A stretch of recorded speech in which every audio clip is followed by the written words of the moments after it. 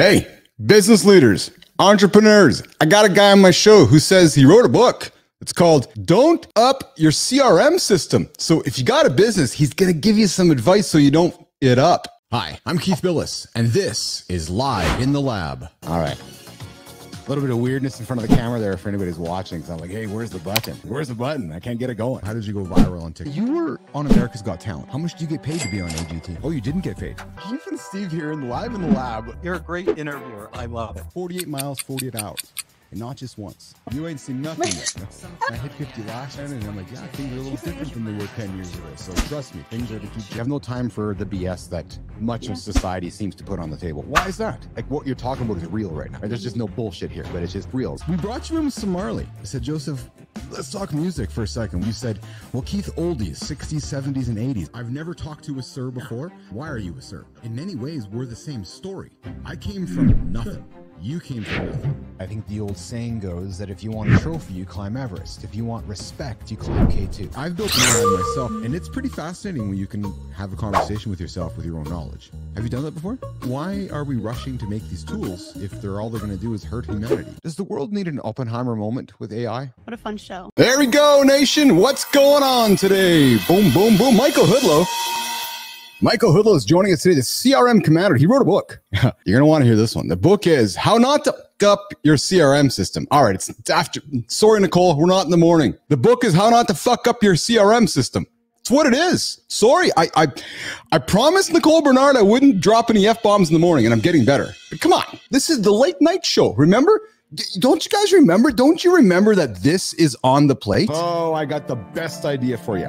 So, I want to invite you to take me to bed with you. Yeah, it's a true story. There's a hook. There's some nice music. So what I'm thinking, the best way you can end your day today is you can crawl up into the sack. Yeah, that's the bed. Just for all you thinking in the gutter. You're all just... Nation, you got to get out of the gutter, man. So, crawl into bed next to your partner. You say to them, you know what, honey? You know what, partner? And they're going to go, yes, honey. Yes, partner. And you might want to say to them, you know what? We're not going to put on late night television.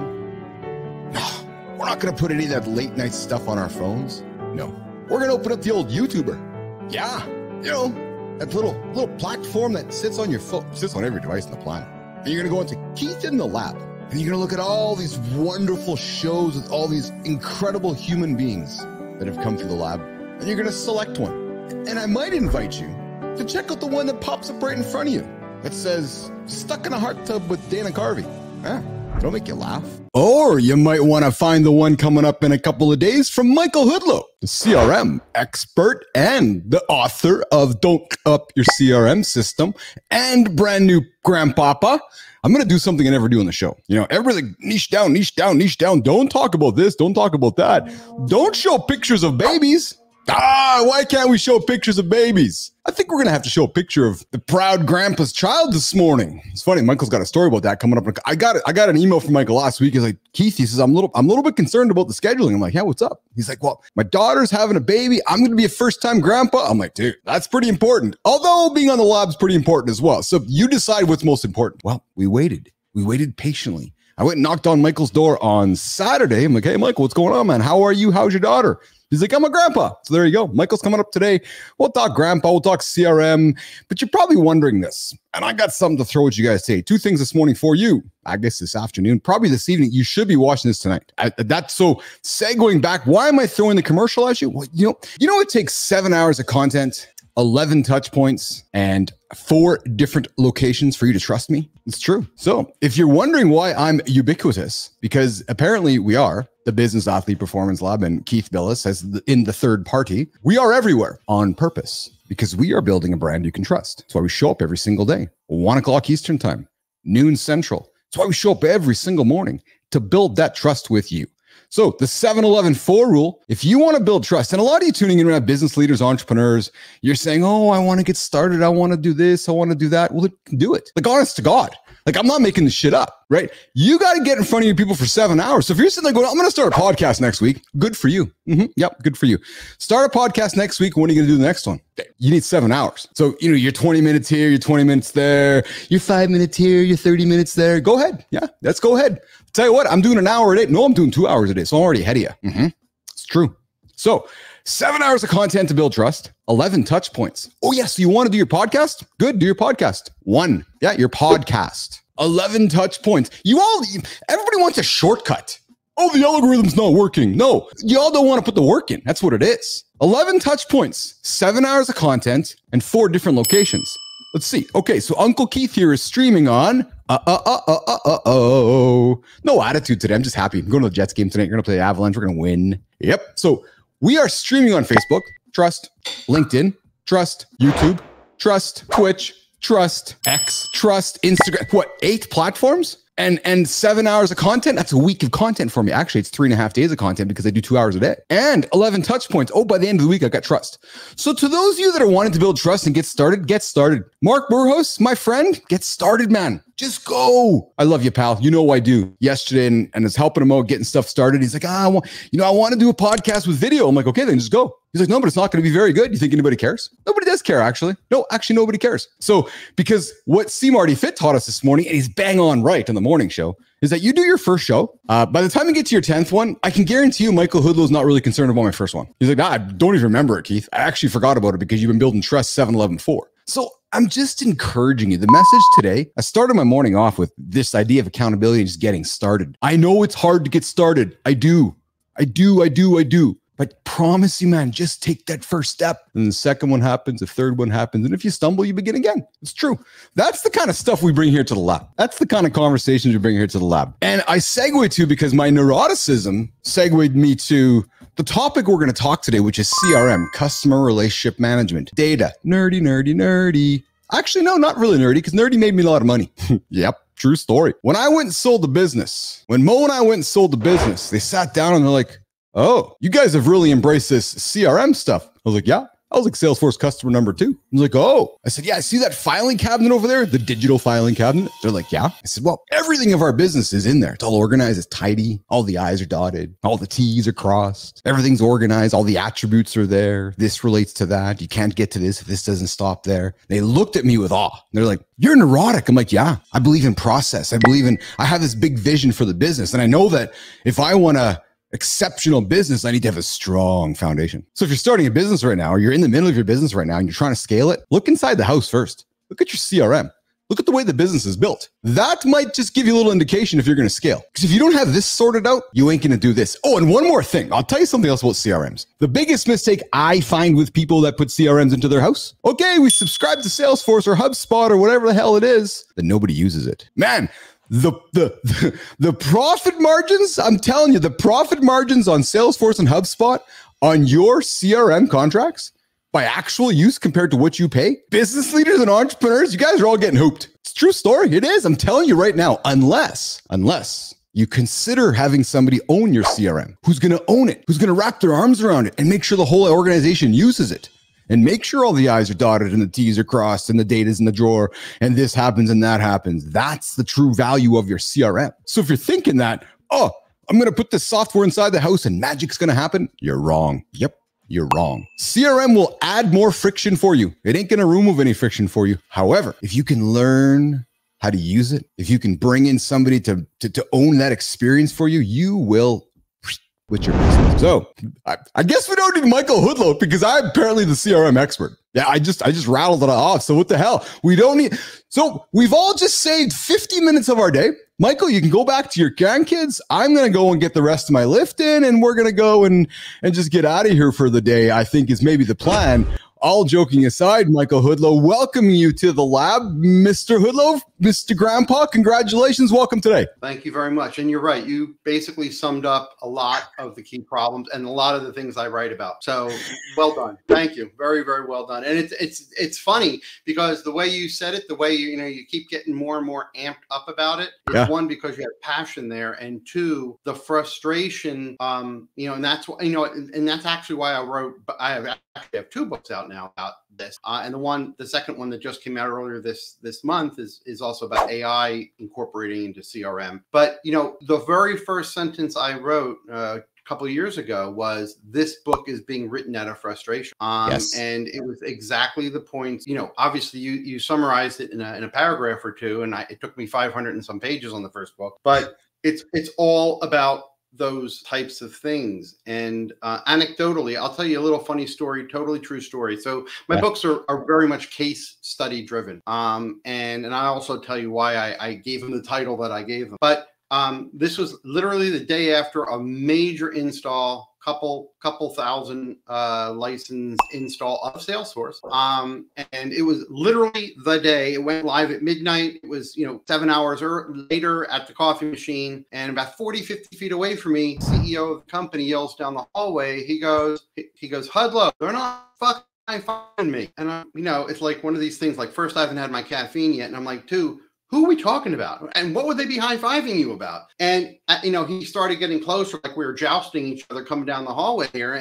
And he was dead serious. He was like, I just bought this, $3 million, however $1 million thing it was. And, the world isn't fixed yet. And that was his expectation, and I'm glad I didn't have to set his expectations before, because that would have been a big mistake on my part. But the belief was that these systems are all controlled by a wizard, whether it's HubSpot or Salesforce or, whatever Dynamics.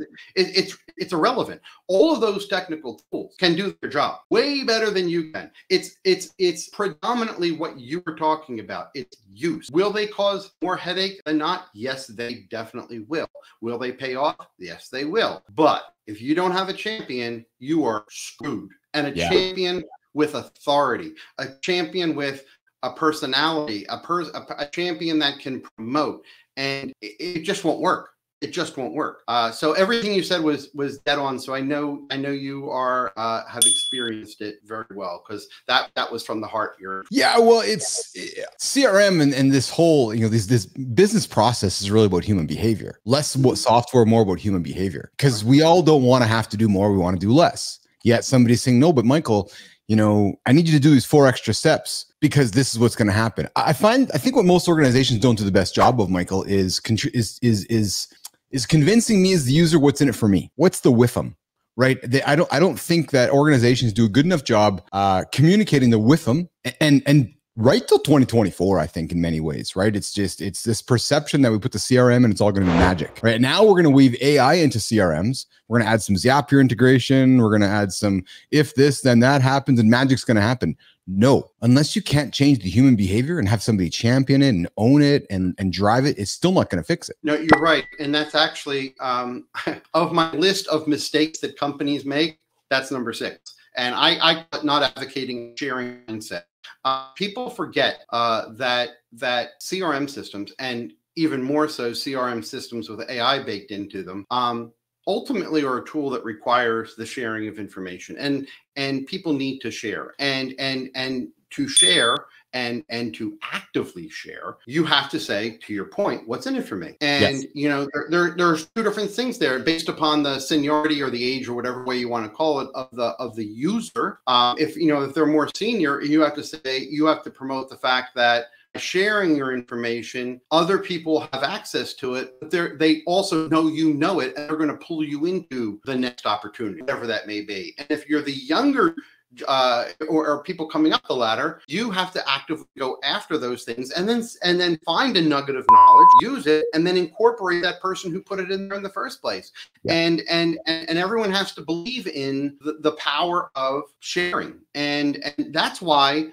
A little bit of a segue. That's why I am a firm believer that if a lot of people say, with other systems, you build a bit. It's a new word for everyone today. You build a little nugget, and if it's successful, then you promote that and use that to promote it, and people, keep building off your wins. The problem is with a tool like a CRM system, you have to ensure that initial go at it is large enough to have the power of information that is shared in the system. If you don't have enough information, then people aren't going to use it. And it's just not going to work. So you have to make it large enough to mean something where it definitely will fail. It's not a matter of if, it will. It absolutely will. So, Michael, I'm going to put you on mute for a second. I'm going to remove you from the lab. I'm going to ask you to jump back in. When you come back into the lab, I'm going to ask you to change your settings. I think you got a choice to go 1080p or 720. I'm going to ask you to dial it down a little bit because we're having some audio challenges. And I learned this last week with a guest, and I made a mistake. I let it go on for too long, and I'm like, no, I'm going to stop it earlier this time. So I'm going to put you back out, and I'll welcome you back in when she's a little reset there, okay? And I'll keep the chatter going about CRMs. So Michael Hudlow joins us here today from, he's joining us from Florida, a brand new grandpa. I'm going to pull him up on the screen here to show you guys. I want to shine a light on Michael Hudlow here. So he is joining us today all the way from Sarasota, Florida, I believe, promoter, leader in business transformation, corporate innovation, program product management, corporate speaker, author. The guy's read a few books. He's wrote a couple books called How Not to Fuck Up Your AI. Your CRM. And he's got 2 books about just that topic, actually. So if you're looking for help in this space, you're going to want to probably reach out to Mr. Hudlow. You're seeing his details fall there on the back there. Michael, what I find is if you leave the room and then come back in and enter again, you're going to ask to have the settings, and you can click the settings when you re-enter the room as to what. There you go. Excellent. So Michael's going to join us back here in a second. Hey, that's the power of live stuff. But he's right. He's absolutely right. You're going to spend a lot of money on a CRM. You are. It's going to cost you a lot of cash, but it's just not the cost of the software that you're buying. You know, you're going to have to find champions, people inside the house to make sure it's working for you, because you're going to spend a bunch of money on software, and then you're going to spend a bunch of money on disappointment. You're going to spend a bunch of money on meetings, on people thinking that they're getting it all right. It's just not going to happen unless you have a champion. How do I know? From experience. I did it myself. I remember sitting down with one of my colleagues back in the early days of starting ICUC, and I said to this person, I said, hey, you want to make yourself indispensable here? Like, you want to make yourself the most important person in the organization? She looked at me and she says, yeah. I said, own the CRM, become the Salesforce expert. She did. And she made herself indispensable because she recognized that she held the keys. She does. She held the keys. So when she made herself indispensable in that regard, she was all about, oh, okay, I see how this works. So those of you that are listening right now, and if you're in an organization right now and you're listening, welcome back, Michael Hudlow. If you're in an organization and you're listening to our conversation right now about CRMs and operational processes and making your business better, and you're thinking that you're finding yourself displaced and you see there's a CRM inside your house, I'll give you a little tip. Go become the expert. Go become the champion. Go wrap your arms around it.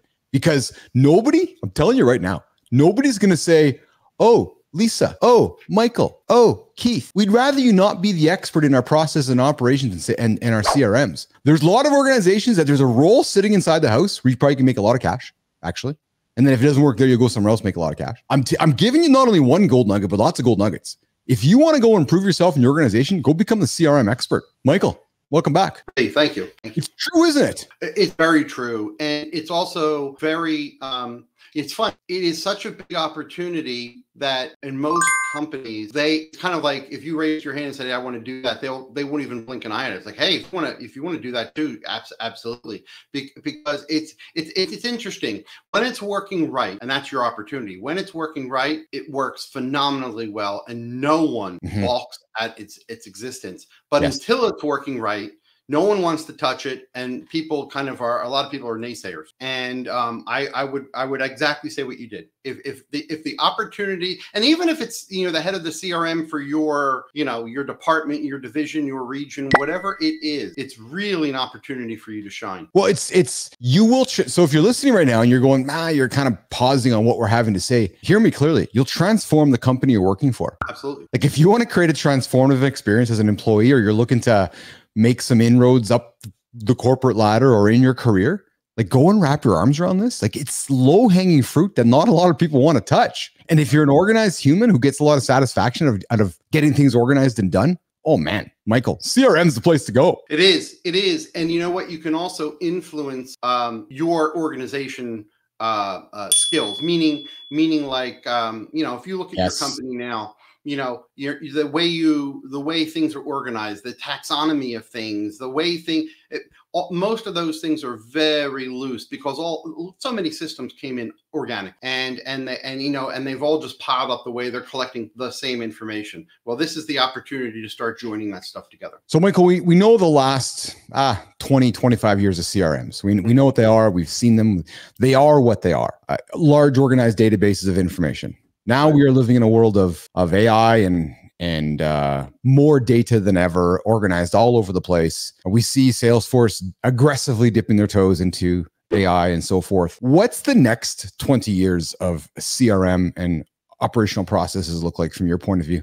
You know, I've had so many thoughts on this, and it starts to concern me, quite frankly, because all of these big systems are becoming so big and so widespread and so networked into companies that honestly, CRMs now have CRM features in a portion of their systems. But for example, Salesforce, it's so much more than a CRM now. And so is Dynamics. And even if you go back a few years, you look at HubSpot, that was, you know, geared towards very, what I would call small, you know, smaller companies. It's every bit as big as Salesforce was a few years ago. And that's a good thing. But it's very hard to predict. I've made some comments that at first I was joking about it, and now I'm not so sure that, you know, if AI keeps going the way it's going, I could see AI being the glue that CRM systems are now to all these systems. And then you start to wonder, what does a CRM system look like anymore? I mean, if everything can be kept natively in the system, you know, your finance system, your HR system, or wherever, and then AI can supplement that, and you're already seeing add-in tools that you know work inside of Salesforce, and I'll just use that as the platform right now, that work and then, you know, will help you write your invoicing using AI and automatically send out letters to difficult people or difficult customers or vendors. They're starting to gather information from all over your network. You start to wonder, what does the CRM framework look like? And it doesn't surprise me that a system like Salesforce, for example, is getting into everything right now, because they will be able to formulate what those AI tools look like in the future. And then even how the databases are, you know, in their cases, their objects, what they look like. So it's very hard to predict. And you know, I've heard many people, they're getting concerned with, you know, putting all of their eggs in one basket. You know, I could play devil's advocate on both sides of that coin, and say, well, you know, if you want to spend all the money that you spend on these premier systems, well, you know, you're going to pay 100% for these systems, but you're only going to get 100% out of these systems if you play things by, you know, the confines of their rules. Or if you don't do that, then you're going to be paying for, you know, separate systems all over the place. And AI is playing this bizarre role now of pulling information from, you know, all over an internal network. Obviously, you can go external too. So it's very hard to say. I mean, I think a lot of it's going to be up to how well, you know, Salesforce and Microsoft and, you know, whatever, Oracle, SAP, Sugar, all these guys sell their own AI widgets. But, you know, I see a huge push coming from the third-party AI vendors that are basically saying, hey, man, if you don't want to buy, you know, Salesforce's Einstein or, you know, whatever they, you know, call it tomorrow, then come to us because we do more for less. And it's really cutthroat out there. And it's hard to make those decisions. There certainly is a market for these little CRM players, isn't there? Like these players that are like, I use Clay, or there's Folk, there's these little platforms that just plug a hole, because these other organizations have become so large and so magnanimous, you know, data-driven companies. To me, it's largely, I think it's relatively easy to see the next maybe 10 years of what that looks like, right? You know, because I myself have played with AI agents, right? Where it's one thing to create something with an AI agent or a large language model, but you know, to then get it to do something on your behalf, that's magic, right? And if we recognize that, you know, the tools we're using today are only as dumb as they are today, they're only getting smarter. I think we're really going to see the next 10, 20 years of CRMs become quite powerful tools driven by AI agents. Right? Oh, without a doubt. They're definitely getting more powerful, how they're going to get from point A to point B, it's a little, it is very interesting. It also, I would say, as to your point, the AI agents, the more and more developers, whether they're in-house or external, that are building these things, you can start, you know, having very specific AI tools. And you see a lot, a few years ago, you see a mass of CRMs filling individual niches. And now what you're seeing is, you still see that, But you see the bigger systems and even the medium tier systems using niche AI engines to make those CRMs what these individuals, what these companies want.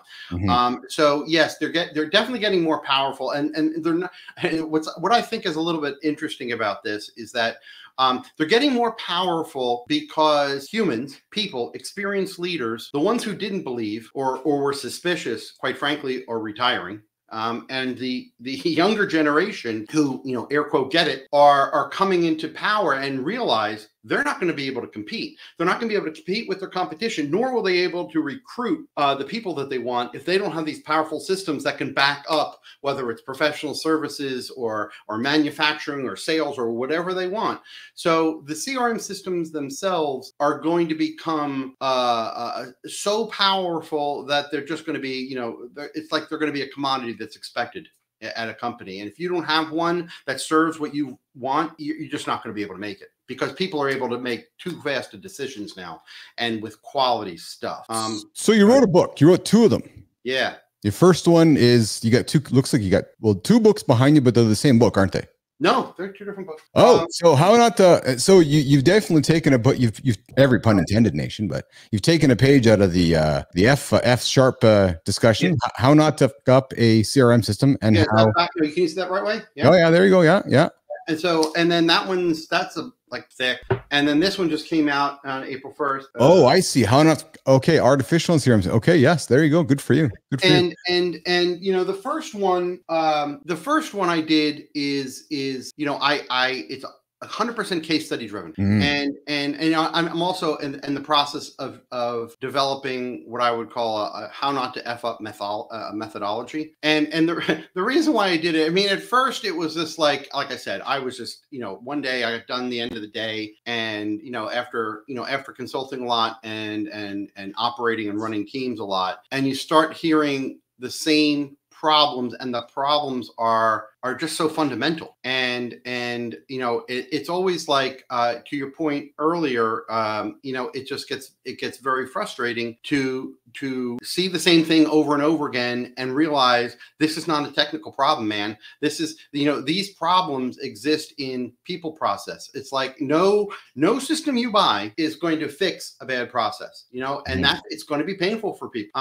And that goes for anything you buy, but for some odd reason, to your analogy about filing cabinets, digital filing cabinets and being organized. Well, there are lots of people, salespeople in particular, that have their own special way of doing things. Right? They've been successful their whole life and they've never used these systems. So why all of a sudden, because I'm knocking at their door, would they say, you know what?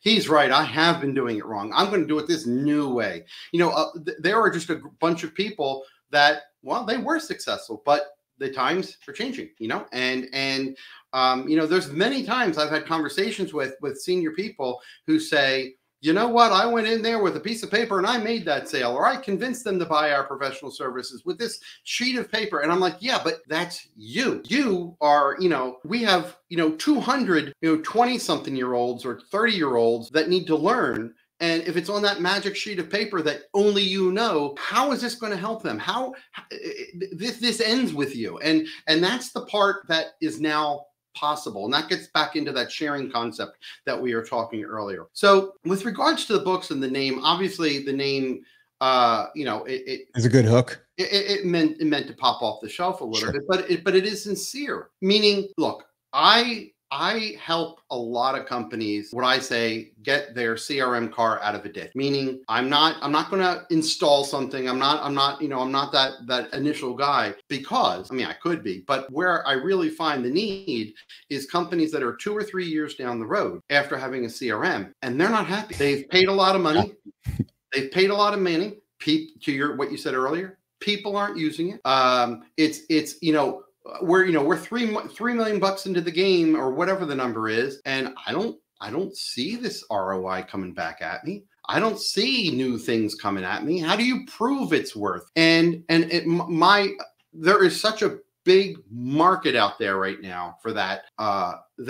Just helping people assess where they are, how they got to where they are, and how do they come back out of that ditch. Go ahead. You know what's awesome about this is that this morning on the show, and I try to weave a pillar, a conversational pillar topic throughout the day, right? So as a content marketer, you pick something and you weave discussions and content and segues around, as you know, right? And we're talking about CRM, we're talking about business processes, we're talking about software, we're talking about human beings. But what we're really talking about, Michael, and what we're really talking about failing in an organization is people's inability to be disciplined, to be consistent, to be adaptable, and to be fucking accountable. Because it's hard to put the process in the same day, every day. It's like going to the gym. It's like taking care of your health, or it's like building a business. You got to go every single day and do the same thing over and over. And some days are going to suck like a fucker, but you got to go.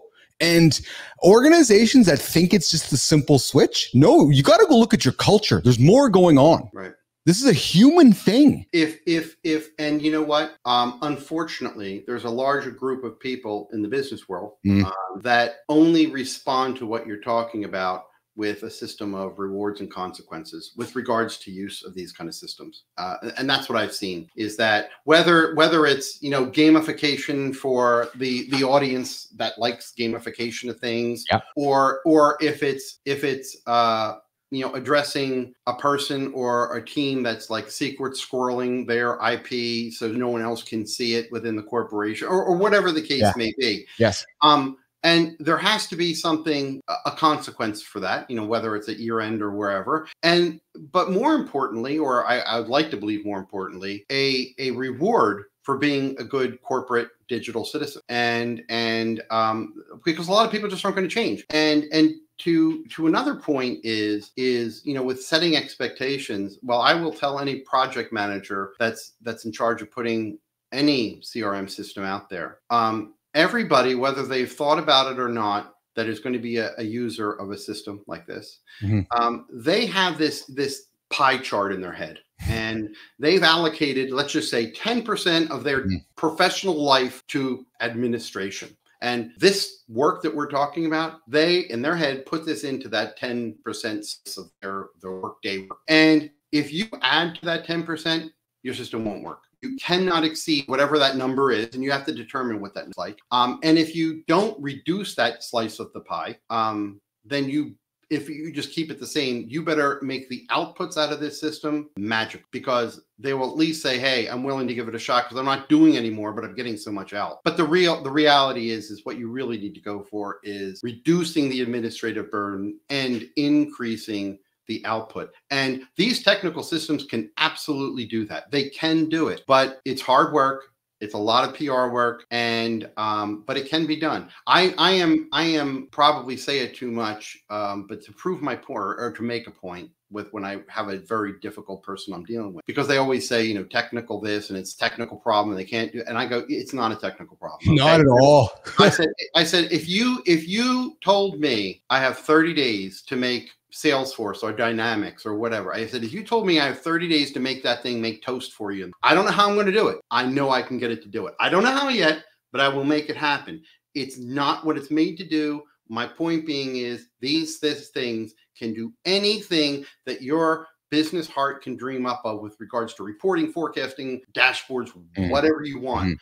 The problem will be you and your ability to champion it for yourself and for everyone who reports. And ultimately, that's almost always the issue. Well, I often think what's missed, Michael, is the assumption is, okay, well, my CRM is going to cost me 20 grand a month. Right. Nope. That's just for the software. That's just to turn the license on. Who's going to be the champion? Who's going to sell the PR? Who's going to do all the human work inside the organization? So my recommendation is you're doubling it. Maybe costing you 40 grand a month, because you're going to have to invest. Maybe it's not as much, but it's this idea of we flip the switch, everything is ready to go. No, because you gotta sell the thing. You gotta have a strong whiff them. And people don't like to pause. People like to keep going. So, but if you can convince somebody that, but Michael, if we pause for a week, we're going to not pause for a week. If we pause and slow down to make sure our I's are dotted and T's are crossed, well, the improvements to our business down the road are going to be X, Y, and Z. it's hard to convince you if you've never seen it before. No, you're right. You're right. And to add to that point is, if you don't pause to get it right, well, getting it wrong, that saying about, first impression, getting it wrong, it is so hard to get it when you get it wrong, because someone goes and says, oh, that new system is out there. I've been given the keys. I run this report, and that report is noticeably not complete or wrong. They're never coming back. They're not coming back because they can't trust it. And you really have to ensure that everything before a user goes in, that one, they know how to use the system, and two, and this is also one of the flaws that people do, that the data that it's pulling from is correct. I find, so you said right or wrong. I'm gonna play with you here a little bit. I don't know if there's a right or a wrong way to use a CRM. From my POV, it's a consistent way. It's pick an approach and go with it consistently. So you're right, every pun intended here, right. Getting it set up from the onset is foundational. However, there's really not a right way or a wrong way. It's just agreeing on. So here's an example. Agreed. No, you're right. You have a lead, whether you want to call it a lead or a contact. I don't really care what it is, Michael. It's what works for you, and then consistently calling it the same thing moving forward all the time, not changing your mind 3 months down the road. That to me, again, is what most people struggle with, as well as the undertaking of how onerous the task is of digging in and getting it right. And then if you mess up, starting again. Right. And you're correct. All of the systems are so ginormous that everyone, most companies are using, a fraction, some fraction of the full functionality. Yes. But whatever I mentioned this in the books, is about when you do implement something. It's my experience, in my opinion, it is much better to do something that is a new process that is very easy to understand, that touches everybody, so everyone can see this process that you've defined. Maybe it's just some pain point that the whole company feels, and make it run so everyone can experience, as opposed to a solution that's very profound and very deep, but only handles a very small slice of people. And you're right. That one thing could be something like whatever, entering a lead or recording a new engagement number, anything like that. But Mike, and then also, I'm losing you there, my friend. I'm losing you there. Can you go back and repeat that again? There, you busted up as you were talking there. Sorry. How far back? No, just as you start, last 20 seconds. Okay. So what I was saying is that what happens is that if you can pick out a pain point and make that pain point from a whole company that can see it and say, wow. Salesforce, Dynamics. Wow, I see it every day now, because I see this little morning report that comes out, and I'm supposed to put my new leads in, and everyone sees my little name or my name with the amount of leads I put in, and it just starts generating itself, because there's just, but it is not a big change, but it's a very public change. Those are the types of things that work very, very well. If you have to go out, and then what you can say is, another 2 months from now, you say, hey, this is working so well, you've all seen it.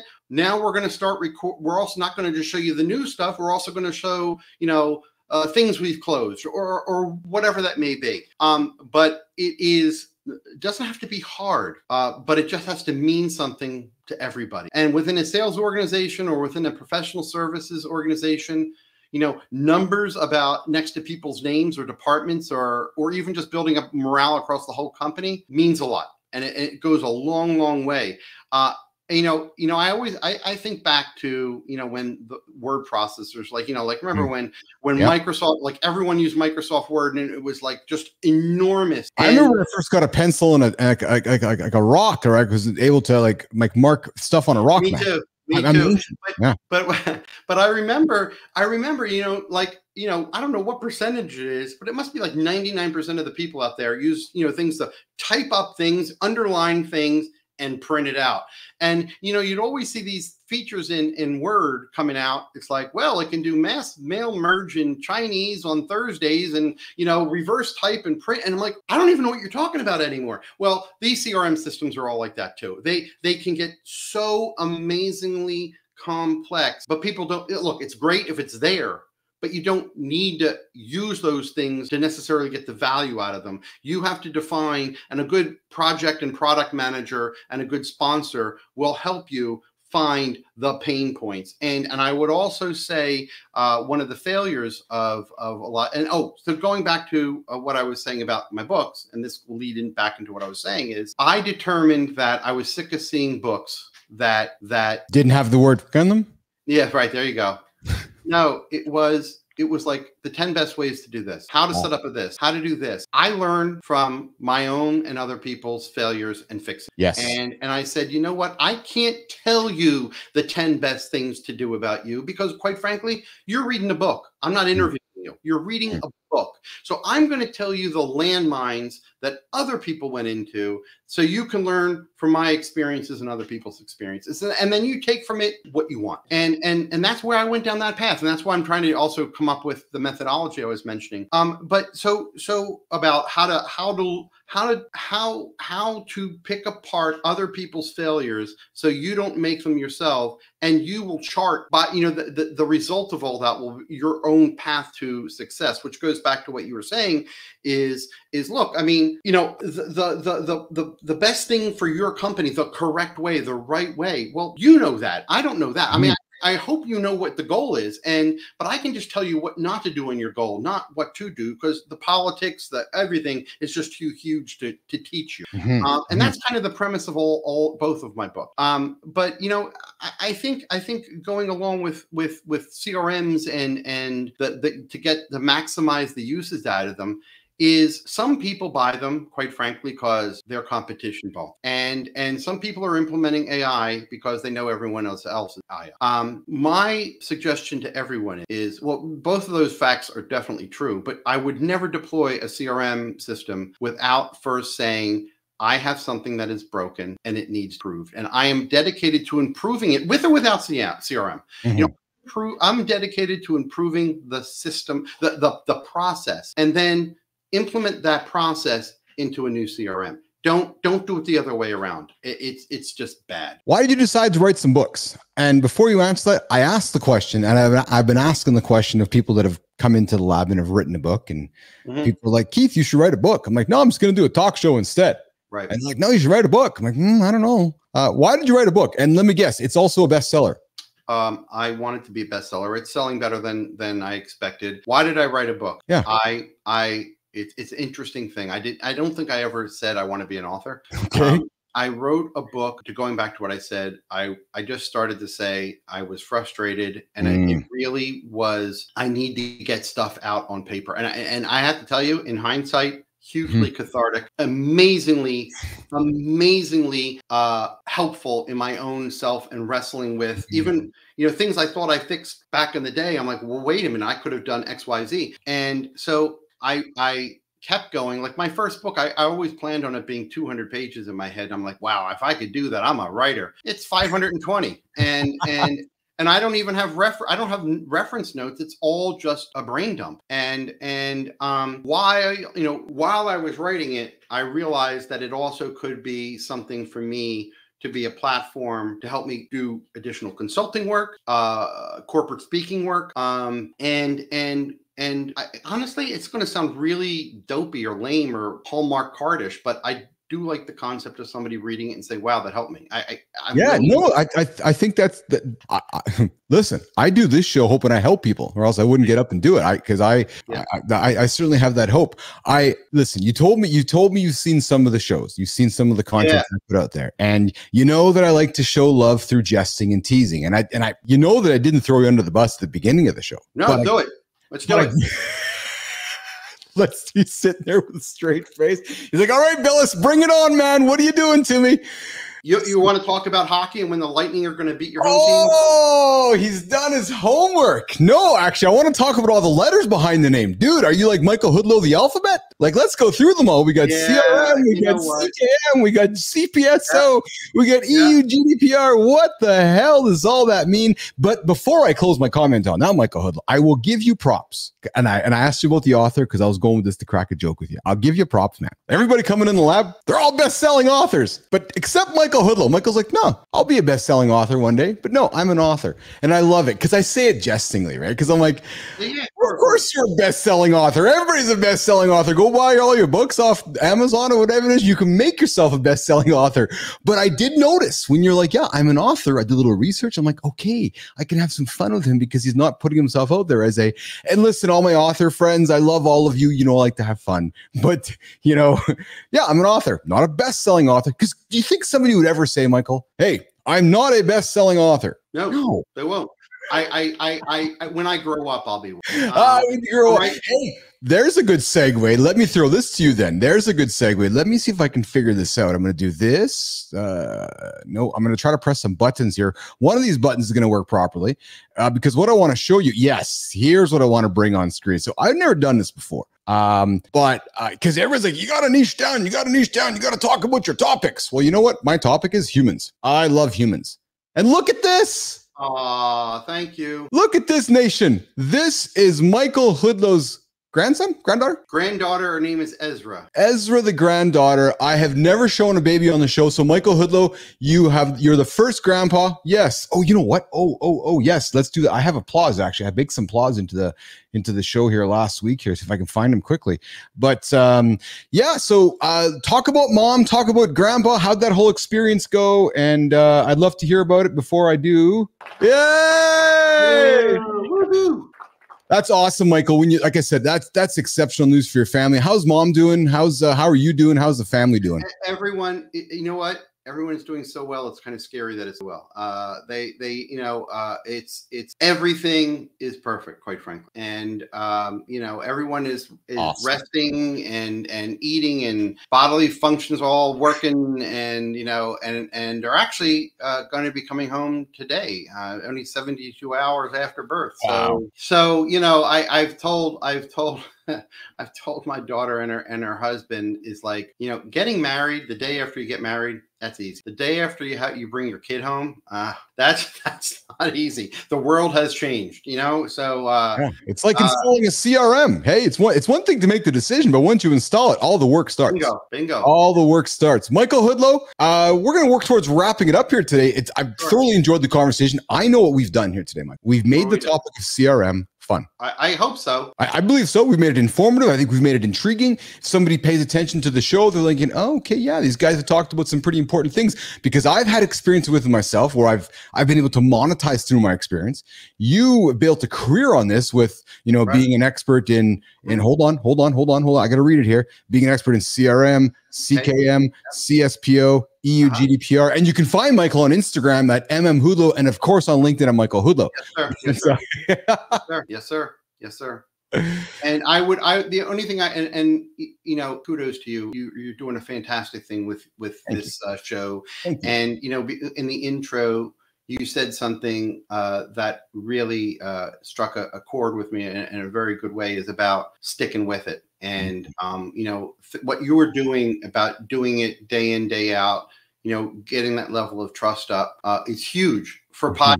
I'll tell you right now, for anybody going down this journey that we're talking about, whether you're a corporate leader or project manager or a user or whomever you are, if you stick with these systems and if you make your teams use these systems, they will pay off.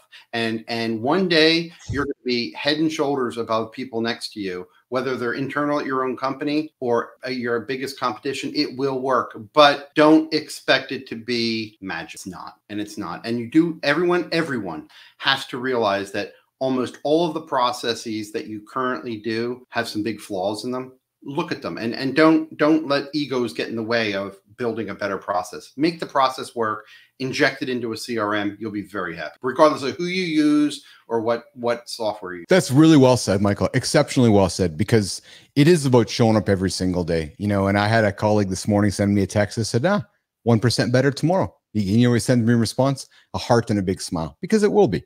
Yeah. Right. And that's a learning thing. That's not 38-year-old Keith or 28 Keith telling you that. I can tell you that right now. Yeah. I'll be very frank with you and vulnerable. That took some life experiences and some gray hairs on my face to recognize that, oh, right, I can do 1% better tomorrow and 1% better the next day. And after 10 days, Michael, I'm 10% better. Isn't that incredible? Isn't it? But you know what the key is, right? We'll go back to CRM. You still got to show up every single day. Without a doubt. You have to show up and you have to log stuff that you used to just scratch in a piece of paper and throw in the ashtray of your car when you left a client or something. You've actually got to open up your phone and do it. But holy crap, and we even talked about AI with CRM, when you do that and it starts saying, hey, this person hasn't talked to you in a while and maybe something's up because I see this, this, and this, your head's just going to start to explode in a good way. Yes. So Michael Hudlow, the gang can find you. Business Athlete Nation, LinkedIn Nation can find you on LinkedIn, Michael Hudlow. Yes, they can find him on Instagram at Hudlow. Yep. And if you're looking for CRM expertise, you're looking for somebody to help hold your hand, talk you through, just like my friend Kurt Stein with AI. I was looking at Kurt Stein's content today, and Kurt's talking AI, and you guys should meet, actually. I can make the introduction. Just like Kurt talks AI, you're looking for a CRM expert. We clearly have one here in the lab. Brand new grandpa, got all the letters behind his name. So, but Nation, Michael's only going to walk you to the door, and he's going to walk you in the door, and he's going to give you the guidance on how to get through the door and get started. But if you don't show up every single day, with all respect, Michael, don't even call him, because it's sadly true. But that's right. It really is, because you're wasting your time and money. And I'm just being frank, and Michael knows I'm being frank. And that's true. And that's true also for leadership. And I tell this to all leaders. You think the hardest thing is approving the big number to pay for the software. And I always tell the leaders, nope, that's a big deal. But it's probably the easiest thing that you have to do as a business leader. You have to champion the technology. Even if it's, not your responsibility, you still have to champion it, because the whole company has to change, not just some little department. It's a change. So anyway, well, I thank you very, very much for your time, and I appreciate this show very much. Absolutely. I was paying attention. I was looking for the next cue coming up here on my board. I thoroughly enjoyed the chat. I knew. So what hooked me, I'll be honest with you, what hooked me as a guest was your approach to this topic. I knew it wasn't going to be boring. I knew that if you were writing a book, didn't call yourself a best-selling author, you're somebody pretty cool to start with. So humble. When I saw the title of the book, and I'm like, yeah, okay, how to not CRM. Yeah. I'm thinking, this guy knows a little bit about this. I know I've had experience with it. I know that people want to hear my experiences, and I can relate to this entire thing. And I know for a fact, I was able to monetize our business because of our acceptance and reliability, just the reliance, the accountability. It was our business, right? Your CRM, your processes is your business. Absolutely. So if you're making pizzas or selling services, it's your business. You got to have those I's dotted and T's crossed. Michael Hudlow, thanks for the conversation, man. I thoroughly appreciate you. I'm excited for your family, man. I'm really, make sure you pass on a bunch of vitamin G here from the lab to your daughter. And I'm going to put you back in the green room for a second. I'm going to say goodbye to Nation, and I'll come back, walk you out. Okay. Hang tight, my friend. All right, there we go. Michael Hudlow, he is here in the lab. I'm going to see what come up here and on some music for us. Whoa. That just blew my ears out. All right. So again, I said it with Michael. I'll say it to you guys as I say goodbye. We talked maybe something that bored some of you folks, and that's okay, because we get conversations with all kinds of people around here. But if you're a business leader, you're an entrepreneur, this is the conversation you want to be a part of, because this is how you make the cash. So if you want to make the cash, you got to pay attention. If you're just joining in now, go back to the beginning, because the stuff we talked about today, I'm guaranteeing you, because I've done it, been there. So if you don't want to listen to me, you don't listen to Michael. So if you don't want to listen to Michael, my guest, then listen to me. If you don't listen to me, listen to Michael. There's two of us telling you this. The conversation we had today is important to your business. So there you go. I'm done preaching. I'm going to get the hell out of here, because you know where I'm going? Woo! I'm going to the Jets game tonight. Yep. I'm going to the Jets. I know Michael's cheering for Florida and Tampa and those teams over there. And I know that Marty Fitz cheering for Washington. But I'm cheering for my Jets. I'm shaking over, Riddell. I'll see you guys tomorrow mornings in the lab. I'm going to be a little tired. Maybe hold my eyes open with toothpicks. I'm going to grab some content from the whiteout, and I'm going to share it with all of you, Nation. We'll see you guys tomorrow. Ciao.